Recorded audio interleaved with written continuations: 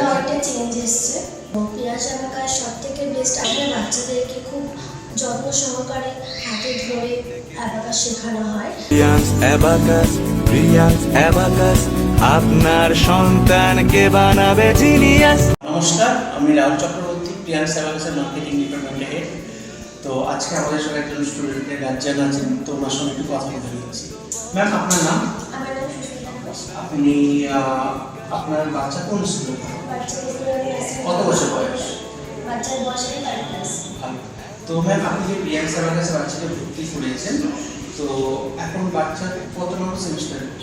Second semester. তো মানে 1 semester complete করেছেন। তো আপনার কি অভিজ্ঞতা এখানে ভর্তি করে? যে আগে যখন বাচ্চা ভর্তি হয়েছে তখন তো একরকম ও পড়াশোনা করতো, বাট আফটার 1 মান্থ বা 5 মান্থ পরে ও সেকেন্ড সেমিস্টারে অনেকটা চেঞ্জ এসছে। একটা চেঞ্জ হচ্ছে। তো আপনি তাতে হ্যাপি? একদম। তো ম্যাডাম, আপনার থেকে এটা জানতে চাইবো যে আপনার বাচ্চা তো এখন সেকেন্ড সেমিস্টারে উঠলো, মানে একটা সেমিস্টার 5টা মাস কমপ্লিট করে দিয়েছে।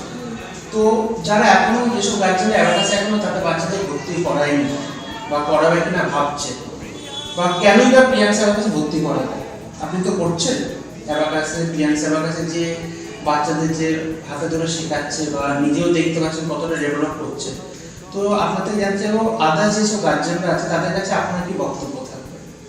আমি সবাইকে বলবো যে অ্যাবাকাস অনেক আছে আমাদের হাবড়াতে।